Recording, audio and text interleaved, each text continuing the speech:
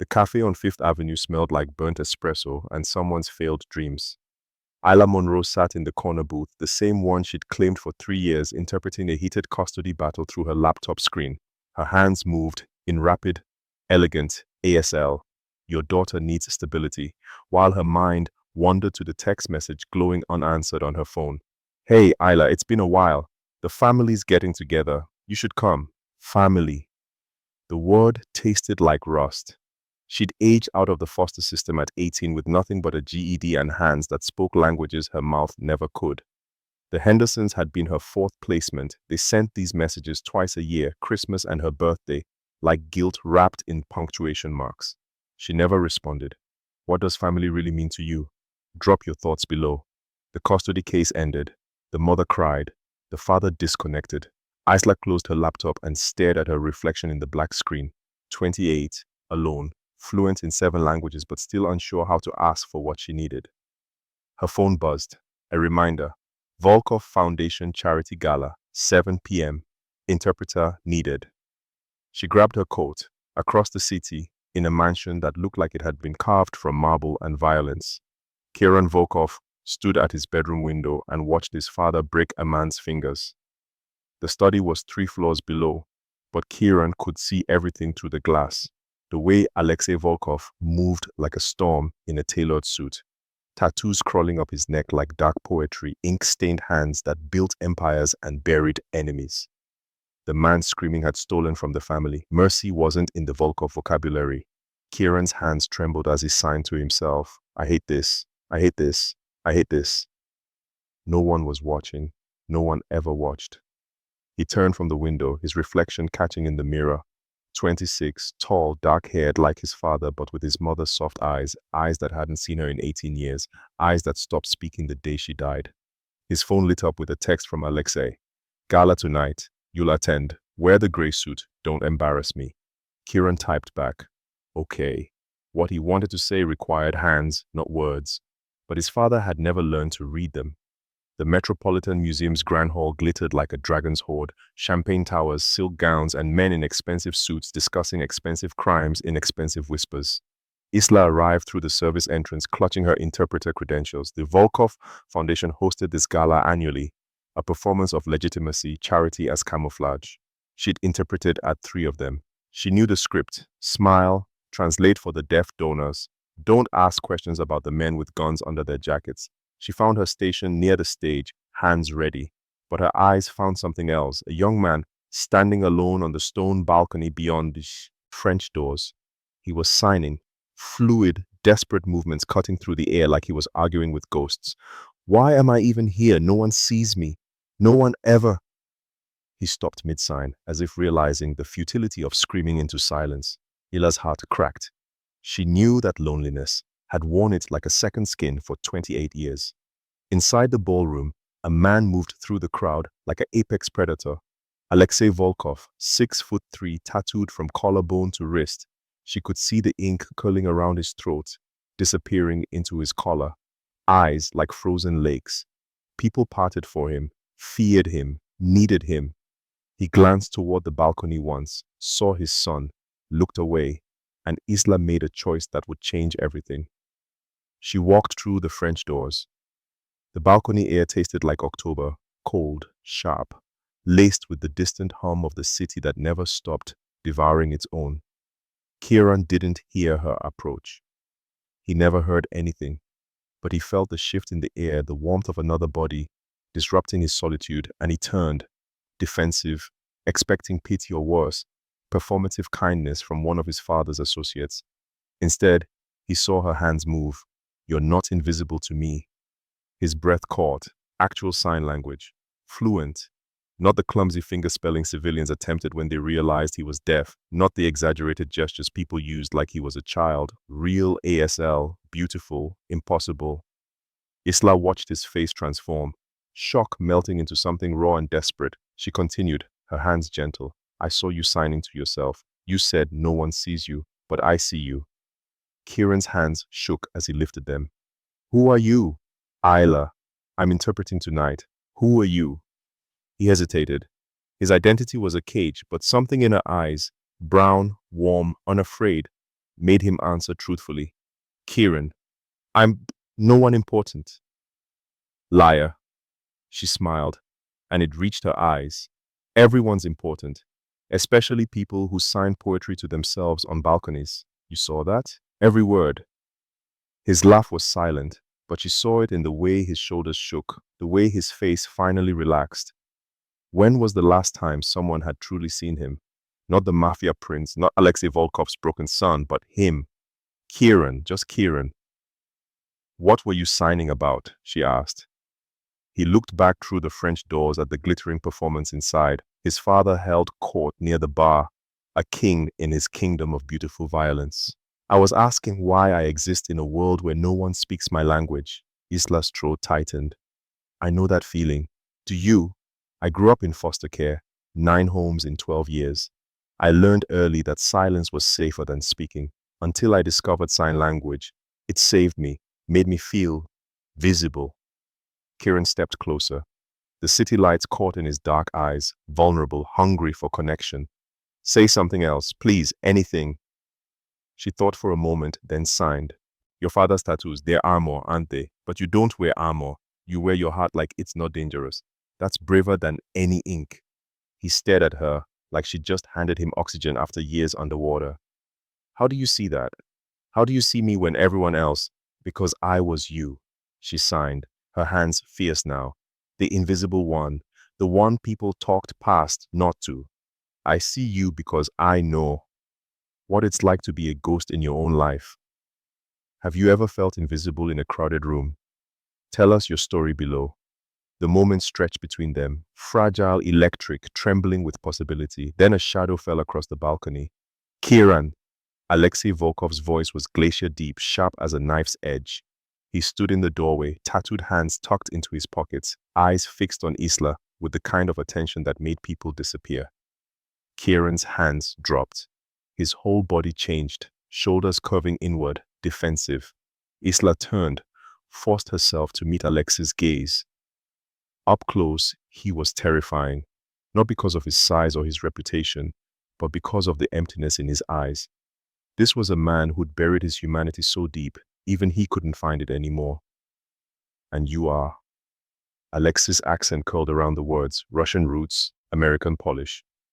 Isla Monroe. I'm interpreting for the gala. I see. His gaze flicked to his son, then back. And you interpret what exactly? Private conversations on balconies?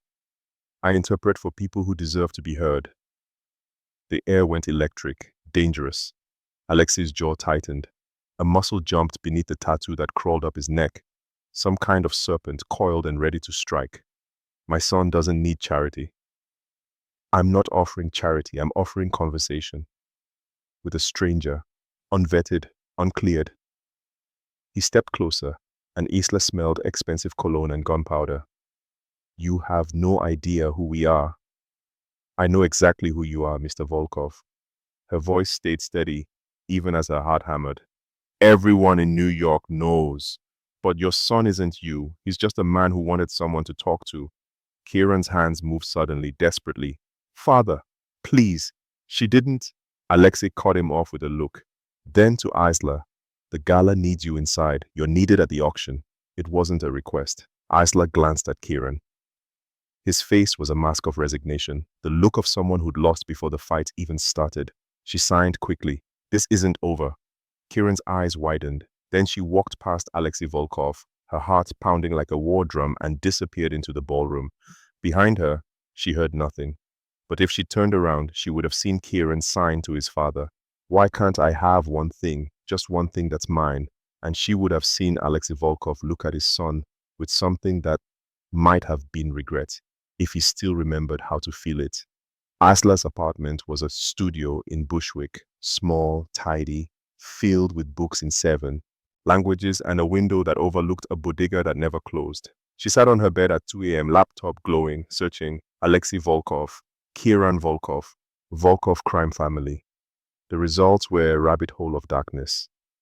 Alexei Volkov, alleged head of the Volkov Bratva, has been linked to racketeering, money laundering, and 3 unsolved murders. Authorities have pursued charges for 15 years without success. His son, Kieran Volkov, 26, rarely appears in public. Sources suggest he's been deaf since childhood trauma related to his mother's death. Irina Volkov, wife of Alexei, was killed in a rival gang attack when Kieran was 8 years old. The boy was present during the shooting.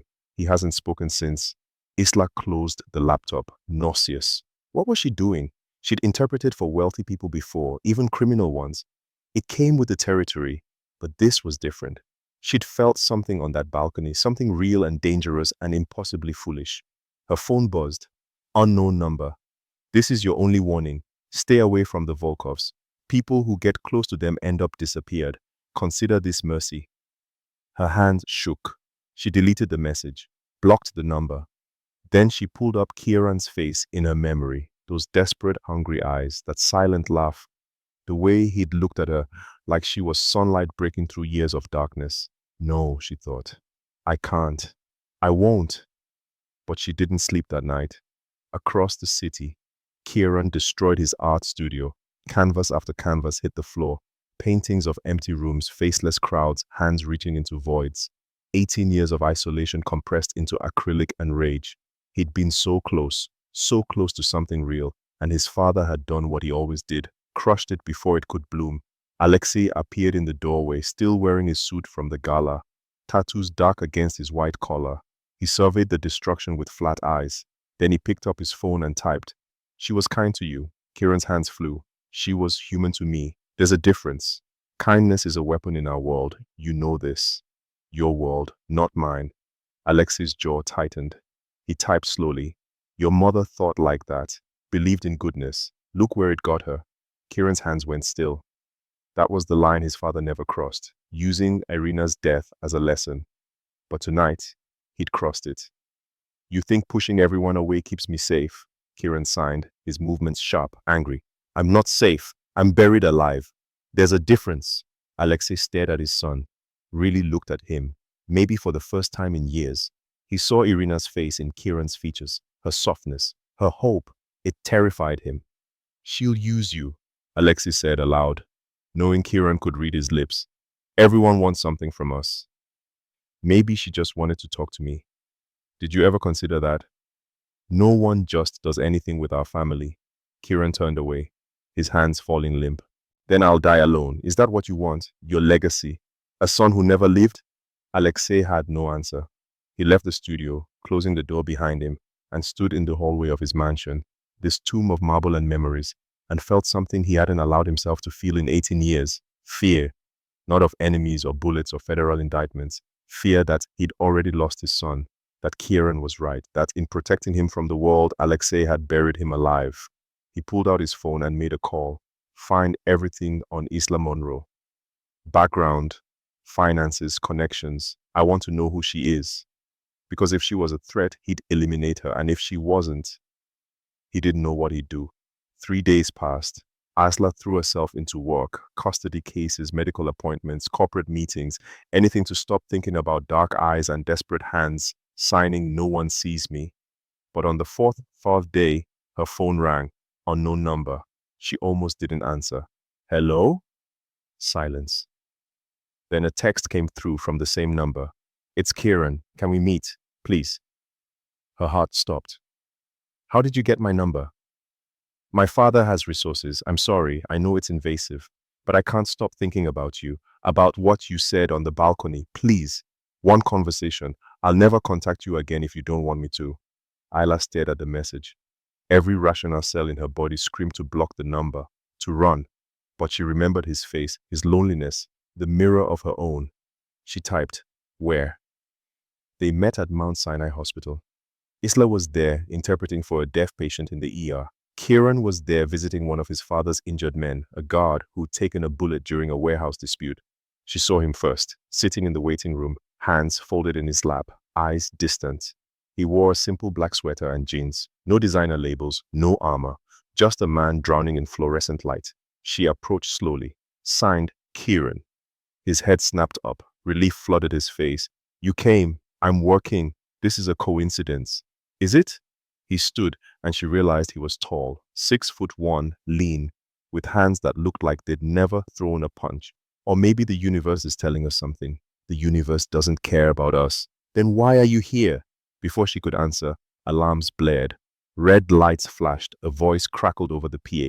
Code Silver! Code Silver! All personnel and visitors remain in place. Security threats. Repeat. Code Silver.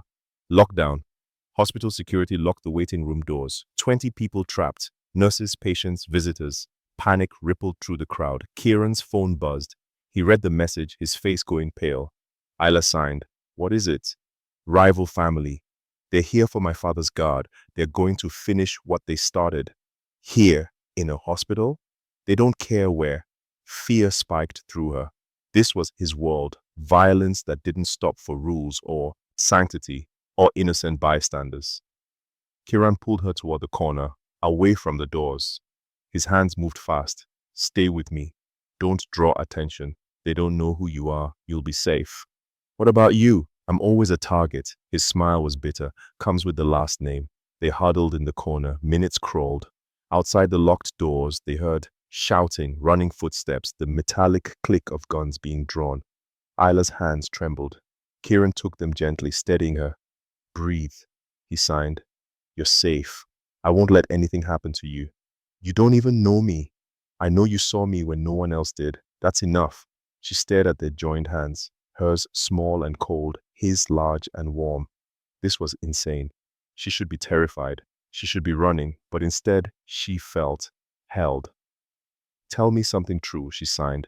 If we're going to die in a hospital lockdown, I want to know something real about you. His laugh was silent but genuine, morbid. I like it. Kieran.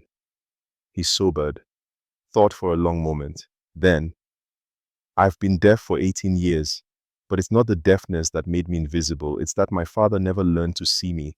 He looks at me and sees my mother's death, her blood on my hands, the moment he lost everything. So he stopped looking. Isla's throat tightened. That's not your fault. I know, but it doesn't stop it from hurting. Why did you want to meet me? Because you're the first person in years who didn't treat me like I was broken, or dangerous, or pitiful. You just talked to me like I was normal. You are normal. I'm the son of a monster. You're not your father. His eyes glistened. How can you be sure? She reached up, cupped his face with one hand, signed with the other. Because monsters don't ask that question. What makes someone worthy of love? Their family or their choices? Drop your answer below. The lockdown lasted 40 minutes. When security finally opened the doors, the threat was gone. False alarm. Someone had reported a weapon that turned out to be a phone, but for Kieran and Isla, something had shifted. They walked out together into the cold October night. Can I see you again? Kieran signed. Really see you. Not by accident. Your father. My father doesn't control my life. Not anymore. Kieran, I got a message, a threat, telling me to stay away from you. His face went dark. From who? I don't know, but someone's watching. Then let them watch. His hands were fierce now. I'm tired of living in a cage. You made me feel something I haven't felt since my mother died. Hope. I won't give that up because someone's afraid. Isla's heart hammered. Every logical bone in her body screamed to walk away, but she signed. Tomorrow, 2 p.m., Brooklyn Botanic Garden, by the cherry blossoms. Kieran's smile could have powered the city. I'll be there. The Brooklyn Botanic Garden was nearly empty, too cold for tourists, perfect for secrets. Kieran found Isla beneath the skeletal cherry trees, their branches bare and waiting for spring. She wore a green coat and held 2 coffees. You came, she signed, handing him a cup. Did you think I wouldn't? I thought your father might lock you in a tower. He tried. I climbed out the window. She laughed, an actual, audible laugh that made his chest ache. He wanted to hear it forever. They walked in comfortable silence for a while, their breath fogging in the cold air. Then Isla signed. Tell me about your mother. Kieran stopped walking. His face shuttered. I'm sorry, Isla added quickly. That was too personal. Forget I. No, he shook his head. It's just, no one asks. Everyone knows how she died. No one asks who she was. They sat on a bench overlooking a frozen pond. Kieran's hands moved slowly, carefully, like he was handling something fragile. Her name was Irina. She was a pianist, classically trained, beautiful. She could make a piano sing. My father met her at a concert. He was different then, less cold. She saw something in him that I don't think exists anymore. What happened? Rival family, the Kozlovs. They wanted to send my father a message, so they came to our house. I was 8. My mother hid me in a closet, told me to stay quiet, no matter what. Then she tried to fight them off. His hands trembled. Isla took them gently. I heard everything, the gunshots, her screaming, then silence. When my father came home, he found her body and me in the closet, covered in her blood from crawling to her afterward. I tried to scream, but nothing came out. It's like my voice just disappeared. The trauma severed something. Oh, Kieran. My father blamed himself, still does. He became this. The tattoos came after. Armor, like you said. Every tattoo represents someone he's killed in revenge. His whole body is a graveyard. Isla felt tears slip down her cheeks, and he never learned sign language. He tried, once, but every time he looked at me, he saw her death. So he stopped trying. It was easier to avoid me than to face what he lost. That's not fair to you. Grief isn't fair. They sat in silence. Then Isla signed. My mother left me at a fire station when I was 3 days old. No note, no name, just a blanket. I spent my childhood wondering what was so wrong with me that my own mother didn't want me. Kieran's eyes widened. Isla, foster care taught me that love was conditional, that I had to earn it by being perfect, invisible, convenient. So I learned to disappear, until sign language showed me I could speak without making sound, that silence could be powerful, not pathetic. You're not pathetic. You're extraordinary. So are you. Their faces were close now. Kieran's hand rose, hesitant, and brushed a tear from her cheek. His touch was gentle reverence. Can I kiss you? He signed.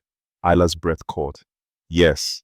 He leaned in slowly, giving her every chance to pull away. But she didn't. She met him halfway. The kiss was soft, tentative, tasting of coffee and cold air, and 18 years of loneliness finally ending. When they pulled apart, both were trembling. I've never, Kieran started. Me neither, Isla signed. Not like this. Not where it mattered. It matters, he signed fiercely. You matter. More than anything. Kieran, this is dangerous. Your world. Then we'll be dangerous together. She wanted to argue, wanted to be logical, but instead, she kissed him again, deeper this time, and let herself fall into something that felt like flying. Later, he took her to his art studio, a converted warehouse in Red Hook that his father didn't know about.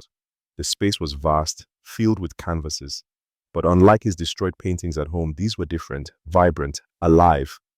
Isla walked through them slowly, cityscapes in violent color, portraits of hands mid-sign, abstract explosions of emotion. These are incredible, she signed. Why don't you show them? Because my father thinks art is weakness. He wants me in the family business, but I can't. I'm not built for violence. Then don't be. It's not that simple. Why not? He showed her a painting in the corner, unfinished. A man standing in a doorway, half his body in shadow, half in light. 2 worlds, 1 body. That's me, he signed, trapped between who my father wants me to be and who I am. I don't know how to choose. Yes, you do, Isla signed. You just did. You brought me here.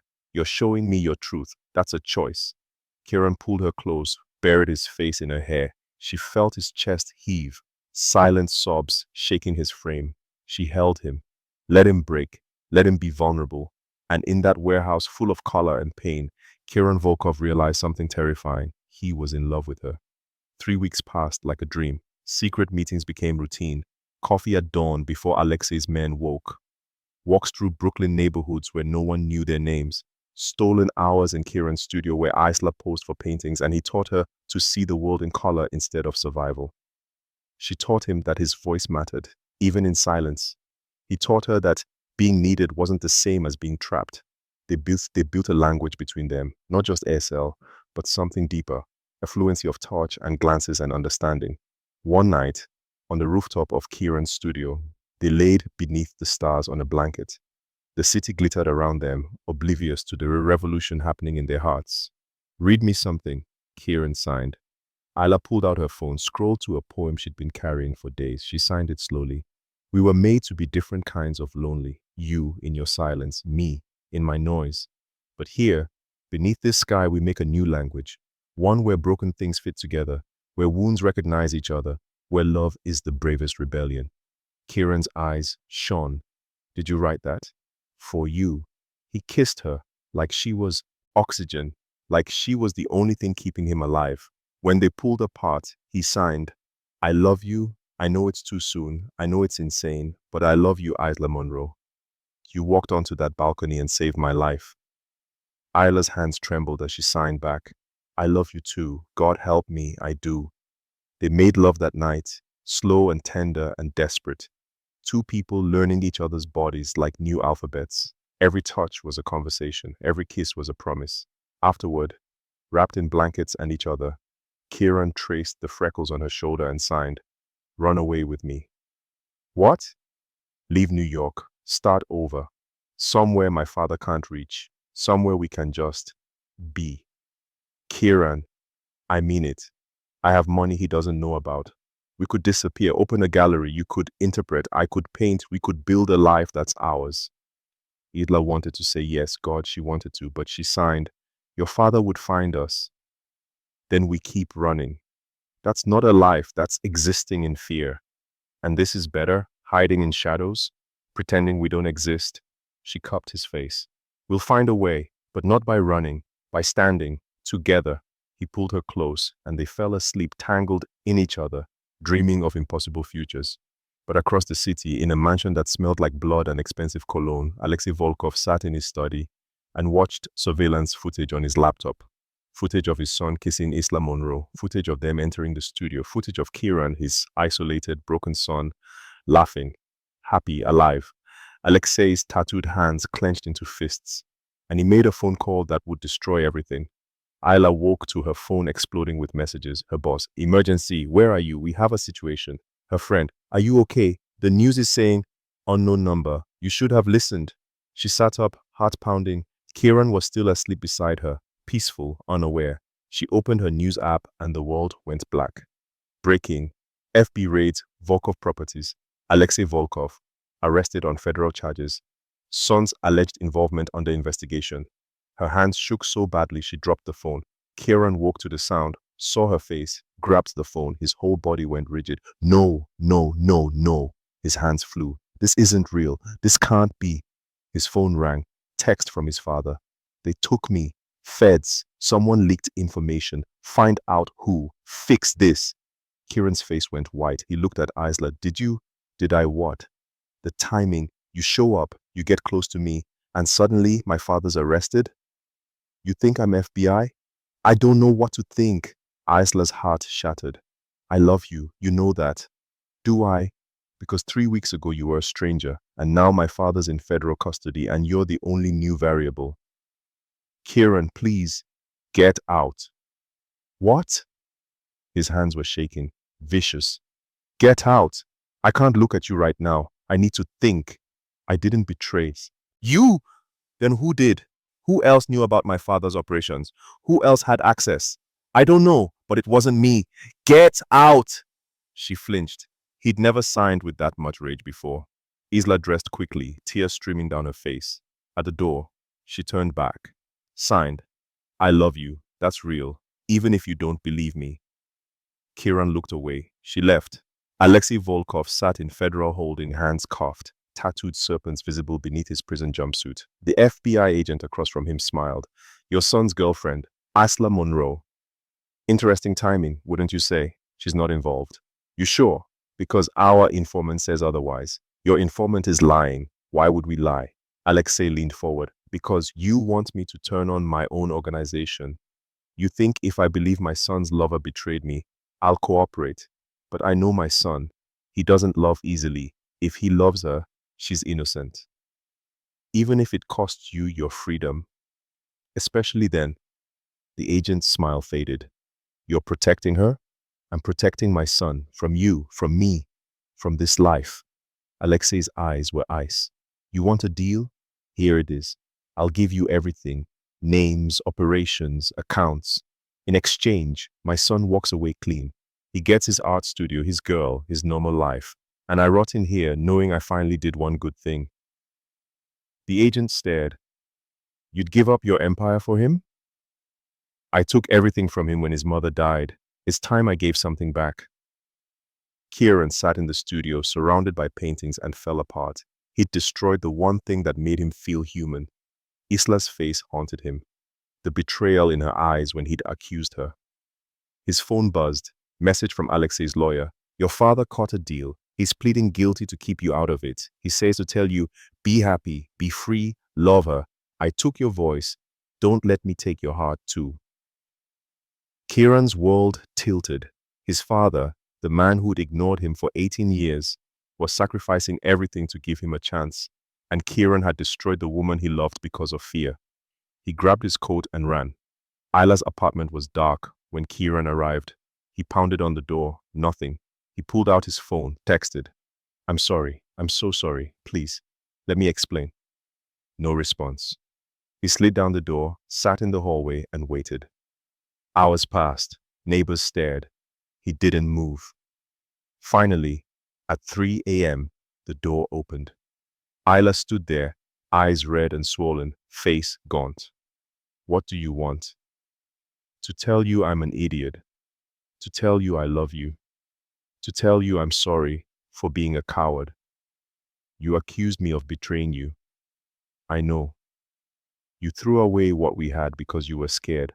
I know. So why should I forgive you? Kieran's hands moved slowly, heavy with remorse. Because I'm asking, not demanding, not expecting, just asking. You taught me that I deserve to be seen, to be loved, but I forgot that love means trusting even when you're terrified. My father spent 18 years pushing me away because he was afraid of losing me like he lost my mother. And I just did the same thing to you. I became him. Isla's lip trembled. I didn't betray you. I know. My father cut a deal with the FBI. He's taking the fall for everything to give me a clean slate, to give me a chance at a normal life with you, if you'll have me. Your father did that? He said, I took your voice. Don't let me take your heart too. He's trying to be the father I needed 18 years ago, and I'm trying to be the man you deserve, but I can't do it without you. Isla's hands shook. You hurt me. I know. I've been hurt my whole life by people who were supposed to love me. I know, and I'm adding myself to that list. But I'm also asking for a chance to be different, to prove that I can love you the way you deserve, fierce, loyal, unafraid. Can love survive broken trust? Or does it need to be perfect from the start? Let us know what you think. Isla stood in the doorway, tears streaming down her face. Every instinct screamed at her to close the door, to protect herself. But she thought about that balcony, that first moment when Kieran had looked at her like she was real, like she mattered. She thought about his paintings, his vulnerability, the way he'd held her like she was precious. And she thought about what she'd told him. Monsters don't ask that question. He was asking. He was vulnerable. He was trying. She opened the door wider, signed, if we do this, we do it right. No more secrets. No more running. We face everything together. Together, he agreed. Always. And you get therapy. Real therapy. For the trauma. For your voice. I will. And I need time to trust again. I'll wait. Forever, if that's what it takes. She stepped forward, took his face in her hands, signed with one hand, I love you, you idiot. He laughed, that silent, beautiful laugh, and kissed her. They stood in her doorway at 3 a.m., two broken people choosing to be brave together. And across the city, in a federal holding cell, Alexei Volkov smiled for the first time in 18 years, 6 months later. The gallery opening was small but perfect, a converted warehouse in Dombo with floor-to-ceiling windows overlooking the East River. Kieran's paintings lined the walls, vivid, raw, honest, portraits of hands signing, cityscapes in color, a series titled Visible, images of people being truly seen. The centerpiece was a massive canvas, two figures on a balcony signing to each other, the city glittering behind them. The language of the centerpiece was a massive canvas. Two figures on a balcony signing to each other, the city glittering behind them. The language of being seen was its title. Isla stood beside it, interpreting for the deaf art collectors who'd come specifically for Kieran's work. She wore a deep blue dress, her hair swept back, confidence radiating from her like light. Kieran watched her from across the room and felt his chest tighten with something that still scared him. Happiness. Pure, uncomplicated happiness. His phone buzzed. A message from Rikers Island. "I saw the article. You're opening. I'm proud of you, son. Your mother would be too. Dad." Kieran's throat tightened. His father had been sentenced to 15 years, but with his cooperation, he'd likely serve 8. They'd started communicating, slowly, carefully. Alexei had even begun taking ASL classes in prison. One day, his last letter had read, "I'll be able to tell you I'm sorry in your language, not mine." It wasn't forgiveness yet, but it was a beginning. "Hey," Kieran turned. A woman in her 50s stood there, elegant, with kind eyes. She signed, "Your work is extraordinary. I'm Dr. Sarah Chen. I specialize in trauma-related voice loss. If you're interested, I'd like to talk about treatment options." Kieran's hands froze. "Treatment? Your artist's statement mentions your voice. Selective mutism from childhood trauma can sometimes be addressed, even years later. No promises, but if you're curious." He glanced at Isla. She was watching, signing from across the room. "Your choice. I love you either way." Kieran turned back to Dr. Chen. "I'm interested." "Good. Here's my card. Call me Monday." She walked away, leaving Kieran staring at the business card like it was a key to a door he'd thought was welded shut. The gallery cleared around 10 p.m. Isla found Kieran on the rooftop, staring at the Manhattan skyline. She wrapped her arms around him from behind. "Successful night. Sold 12 paintings. 13. That couple from Boston just bought the balcony piece. The centerpiece, that one was ours, I know, but they offered triple your asking price. And Kieran, they're donating it to a deaf cultural center, so deaf kids can see themselves in art." His shoulders shook, silent tears. "Hey," Isla turned him around, wiped his face. "Talk to me. I never thought I'd have this, any of this. A career, love, a future that isn't just existing in my father's shadow. You're not in anyone's shadow anymore. You're the light. Because of you. No, because of you. I just helped you see what was always there." He pulled her close, rested his forehead against hers. Then his hands moved. "Marry me." Isla pulled back, eyes wide. "What?" "Marry me. I know it's fast. I know we're still rebuilding trust. But I also know that I want to spend every day for the rest of my life making you feel seen, heard, loved. I want to build a language with you that no one else speaks. I want to paint you, sign with you, wake up beside you. I want everything."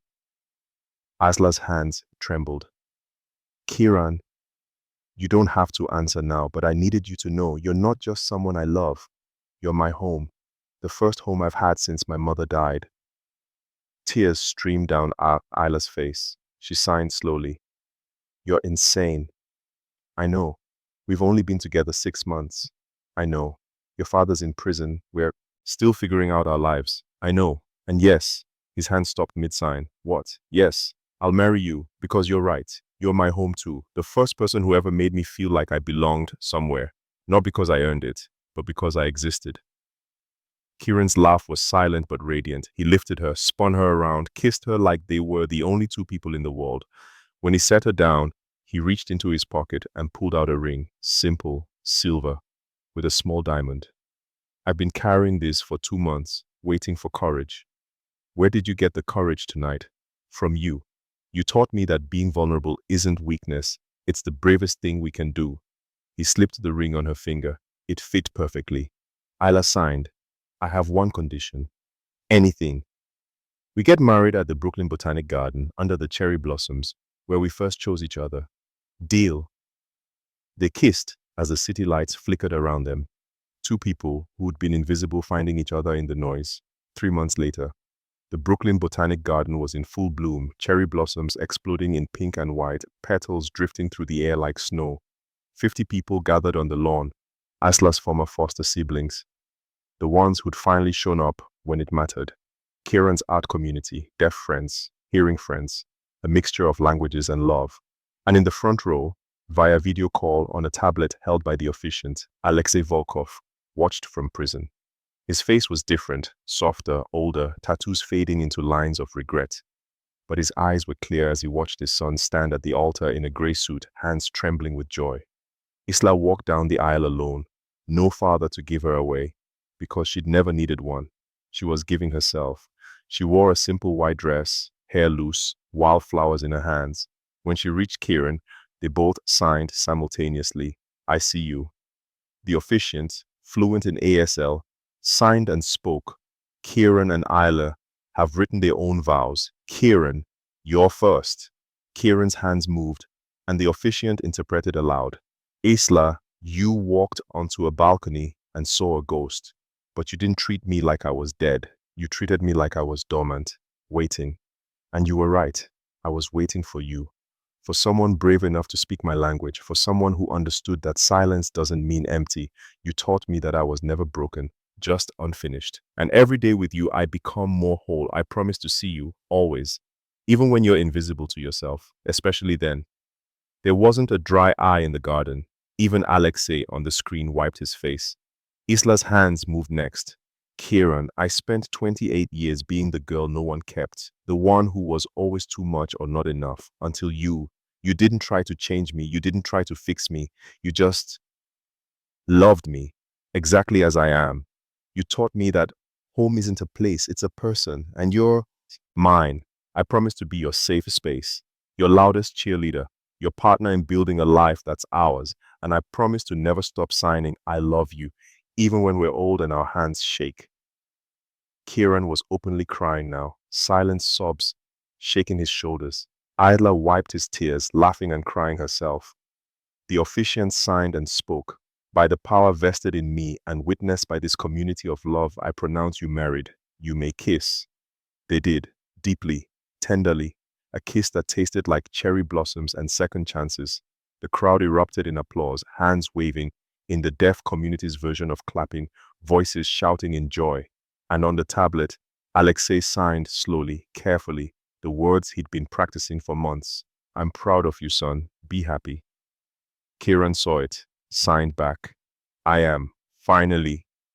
1 year later, the nursery was painted soft yellow, filled with books in multiple languages and a mobile of signing hands above the crib.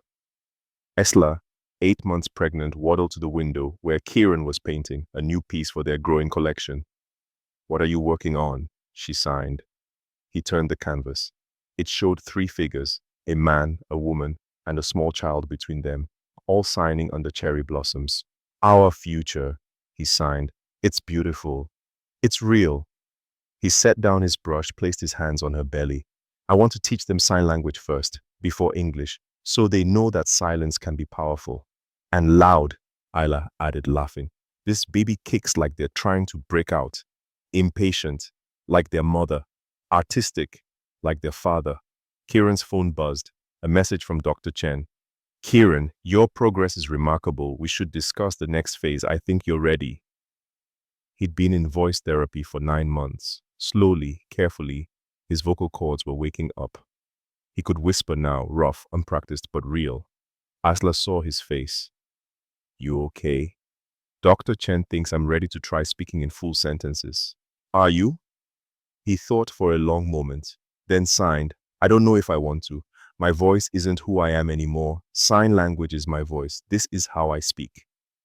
"Then don't," Isla signed firmly. "You don't owe the hearing world sound. You're perfect, exactly as you are." "But what about the baby? What if they need to hear me?" "They'll hear you in every sign, every painting, every moment you show up. That's what matters." Kieran kissed her, soft, grateful, whole. Then he did something he hadn't done in 18 years. He opened his mouth and whispered, rough and unpracticed but real. "I love you." Isla gasped. Tears flooded her eyes. He continued, each word painful but purposeful. "You saved me." "No," she whispered back, then signed, "We saved each other." And in that yellow nursery, with cherry blossom petals drifting past the window and a future growing between them, 2 people who'd been invisible finally, fully, came home. Kieran's art gallery became a haven for deaf artists and those seeking to be seen. Alexei was released after 7 years for good behavior and now works as a consultant helping former criminals rebuild their lives. He learned ASL fluently and meets his grandchild every Sunday, teaching them that change is always possible. Isla opened a non-profit providing free sign language classes to families with deaf children, ensuring no parent ever fails to communicate with their child the way Alexei had. And every spring, on their anniversary, Kieran and Isla return to that balcony where it all began, sign "I see you" to each other, and remember that the bravest thing we can do is let ourselves be known. What's the one moment in this story that hit you the hardest? Was it the balcony scene, the hospital lockdown, the wedding, or something else? Drop a comment and tell us which part made you feel the most. We read every single one. And if this story reminded you that everyone deserves to be seen and loved, share it with someone who needs to hear that today. Because sometimes the most powerful language isn't spoken, it's felt.